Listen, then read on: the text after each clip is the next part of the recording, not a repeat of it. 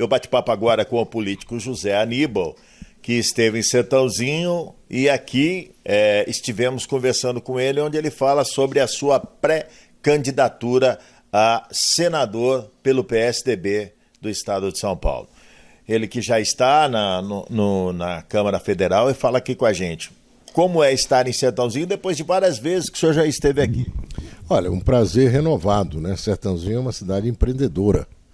Tem uma característica própria de muitos empreendimentos na área mecânica e na área que serve ao setor do agronegócio, especialmente a cana, o álcool, açúcar, enfim, e uma cidade que tem relevo no estado de São Paulo. Eu sou pré-candidato ao Senado com apoio do atual senador do PSDB, que é o senador José Serra. O senador José Serra não será candidato à reeleição, ele vai ser candidato a deputado federal e está apoiando a minha pré-candidatura ao Senado. José Serra, para quem não se lembra, para quem é novo e que está aqui agora, teve grande apoio do ex-prefeito doutor Valdir Alcertrigo. Ao que parece, os dois eram muito amigos e agora José Serra, portanto, concorre a deputado federal. Exatamente. O Trigo foi um grande amigo de todos nós, Fernando Henrique, Mário Covas, de quem ele gostava muito, e do Serra, que já foi nosso governador. Eu tive, ao longo desses 8 anos, durante praticamente 2 anos como senador, em momentos que o Serra pediu licença, uma para ser ministro de Relações Exteriores e outra para tratar de assuntos particulares. Nesse tempo que eu estive no Senado, eu aprendi o quanto é importante que um estado como São Paulo tenha um senador com o padrão do Serra e também com o ativismo que eu consegui fazer no tempo que fui senador. Porque eu nasci em Rondônia. Provavelmente Rondônia tem interesse em não mais do que metade dos assuntos que estão sendo discutidos e votados no Congresso Nacional, Câmara e Senado.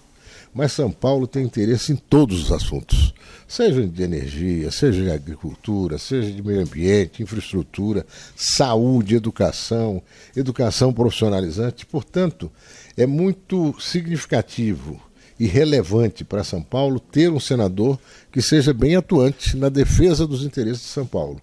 Eu já tenho um treino nessa área, fui 5 vezes deputado federal, fui uma vez vereador em São Paulo com 167 mil votos, o mais votado do Brasil. Não é? Fui presidente nacional do PSDB e tenho uma vivência política com toda integridade. Todos esses anos eu não respondo a nenhum processo, não respondo a nenhuma acusação de qualquer natureza, a não ser os meus adversários que me acusam de ser duro no embate. E isso eu sou mesmo. E na defesa dos interesses de São Paulo. José Aníbal, o senhor que já está na Câmara Federal há algum tempo, conhece muito bem os trâmites da Câmara Federal. Como é lidar com o governo Bolsonaro? Não é fácil. Não é fácil porque o governo Bolsonaro, ele é um governo que a cada dia gera uma crise. E na maioria das vezes artificial. E crises são muito ruins para o processo democrático. Uma coisa é o debate, é o confronto de posições. Mas não se tratam de inimigos. Somos adversários, eventualmente, partidários, de uma ou outra tendência, mas todos procurando convergir para fazer com que o Brasil saia da situação em que se encontra. Os americanos dizem que quando você quer tapar um buraco, a primeira coisa que você faz é parar de cavar.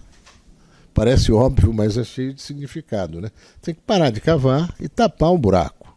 Só que se faz isso se você conseguir convergir os brasileiros, fazer com que todos se convençam que este é o melhor caminho.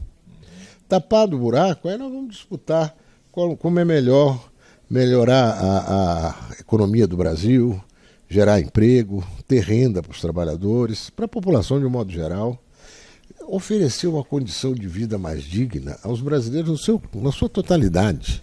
Isso significa muito pouca coisa, é uma habitação, uma moradia, saneamento básico, saúde, a esperança de formar um filho, de qualificá-lo profissionalmente para que ele tenha uma vida melhor.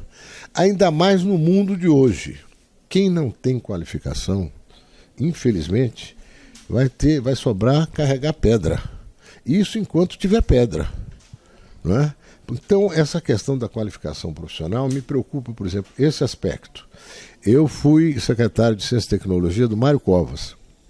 E a coisa mais importante que eu fiz lá foi retomar o crescimento do sistema Paula Souza.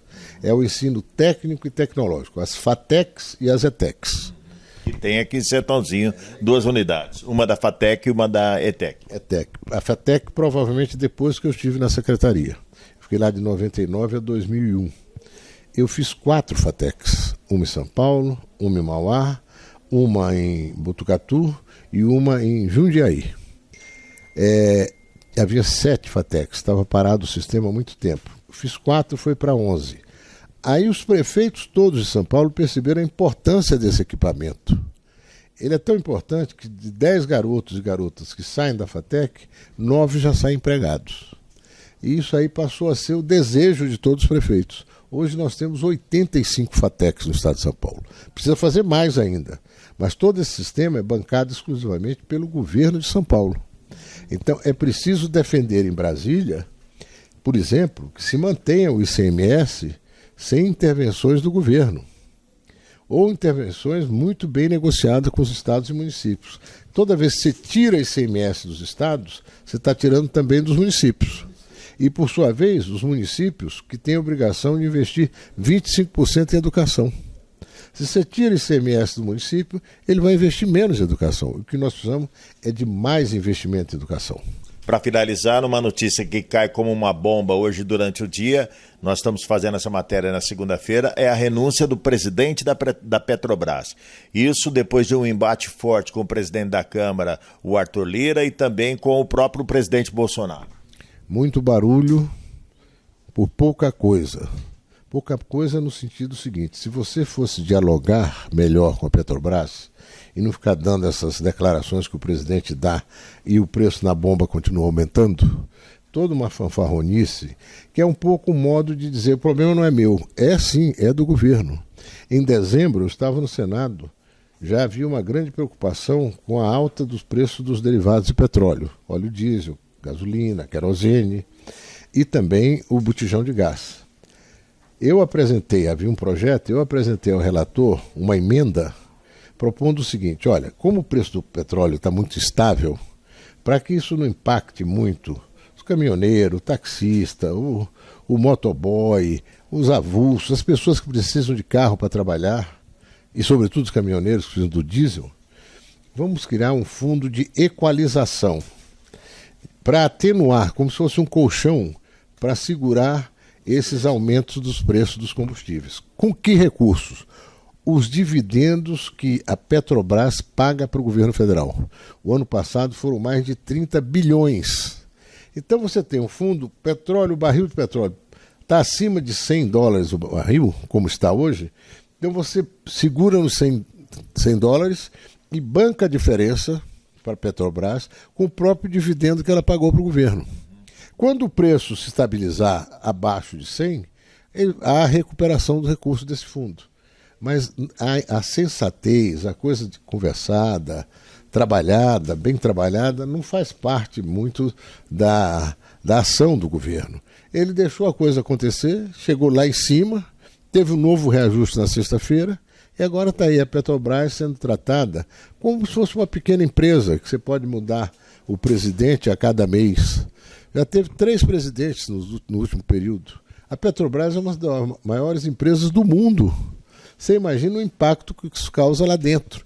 Mas a Petrobras não é uma empresa que atua só no Brasil. Ela atua no mundo inteiro. Ela compra, vende petróleo, vende derivado de petróleo. Ela tem que operar em dólar. Agora, o governo brasileiro tem que ter a sensibilidade de que esses preços subindo fortemente aumentam a carestia, sobretudo para as pessoas de um modo geral, que estão com pouca renda, com baixa renda, ou que às vezes nem renda tem. Então, para atenuar isso aí, podia ter, desde dezembro, adotado uma política de amortizar esse crescimento dos preços para dar mais tranquilidade e segurança. Eu vi uma matéria, um caminhoneiro dizendo que há 6, 7 meses atrás, ele enchia o tanque do caminhão dele com R$ 1.800. Agora ele está enchendo com 3.000. R$ 1.200 a mais.